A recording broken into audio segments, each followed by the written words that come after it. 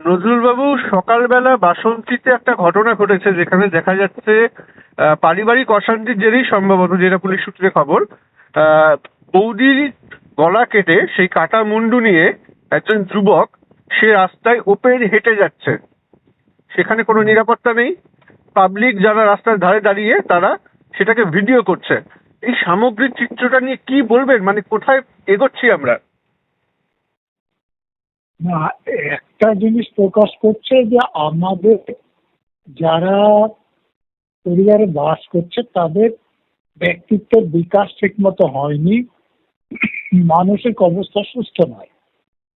কারণ মানসিক অবস্থা সুস্থ হলে কোনো ব্যক্তি তার পরিবারের কারো মাথা কেটে সেটা নিয়ে রাস্তায় হেঁটে যাবে, এটা আশা করা যায় না।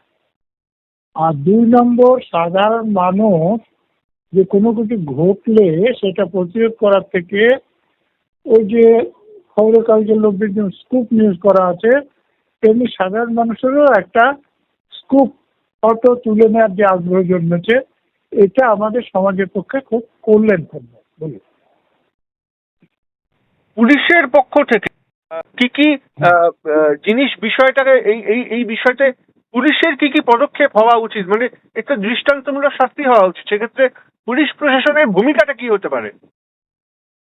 দেখুন, পুলিশ যখন এই ব্যাপারটা খবর পেয়েছে তখন নিঃসন্দেহে যে মুন্ডু কেটেছে তাকে অ্যারেস্ট করবে।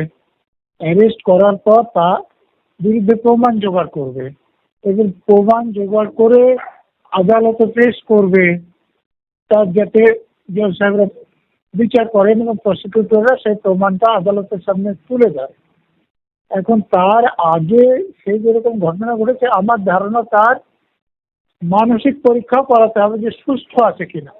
কারণ আইনে এই ব্যাপারে বলা আছে যে একটা মানুষের যখন বিচার হবে সে সুস্থ কিনা সে পরীক্ষা করে দেখতে হবে।